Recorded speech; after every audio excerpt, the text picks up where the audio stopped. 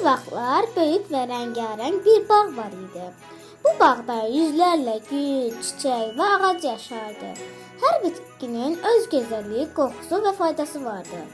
Lavanda özünü tərifləməyə başladı. Mənim kollarım 200 ilə qədər yaşayır. Güllərim 3 həftə çiçəklər, ətrim isə ətrafa bürüyür. Ancaq sizə yaxınlaşmasa, ətrimiz durulmaz. Həm də mən təbabətdə və pulları istifadə olunuram. Gülxatmi etiraz edib dedi. Hamımızdan üstün mənəm. Çox xəstəliklərdə mən lazım oluram və mənim bir çox rəngim də var. Buna görə hamımızdan üstün və gözəlim mən.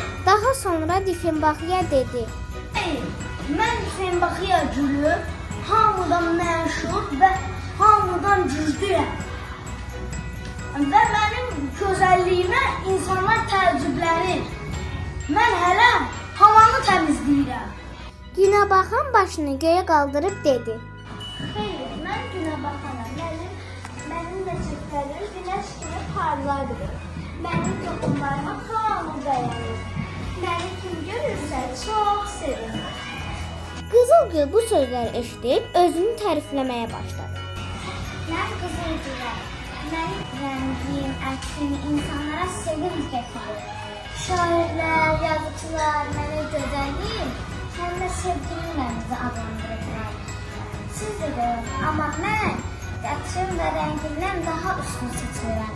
Mən qızılgüləm, güllərin kraliçasıyam. Kala zərifliyi ilə çıxış etdi. Mən Kalagülüyəm. Mən təvəzzökarlıq və ilham qələmçiyəm. Yaradıcı insanlığını təcəssüm etdirirəm. Elm təhlükəlik və mənfi nəqlidən qoruyur, sakitlik və əminəmanı şəkildirəm.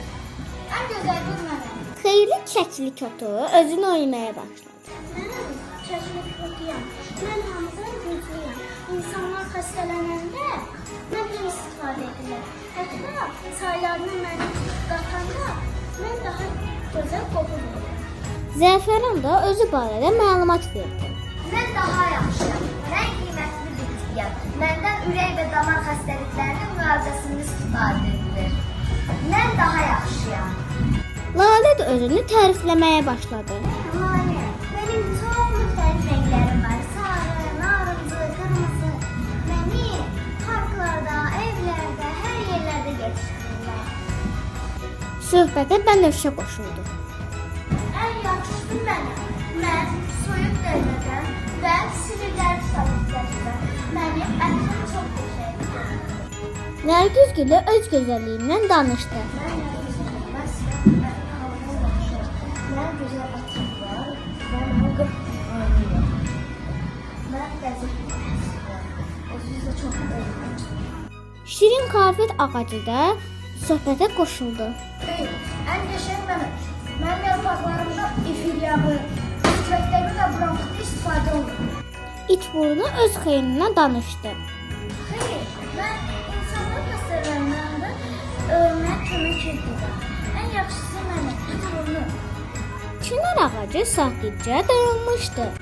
Bitkilərin həkimi fitoterapevt onların hamısı xeyirli olduğunu söyləyərək bəsinə son qoydu.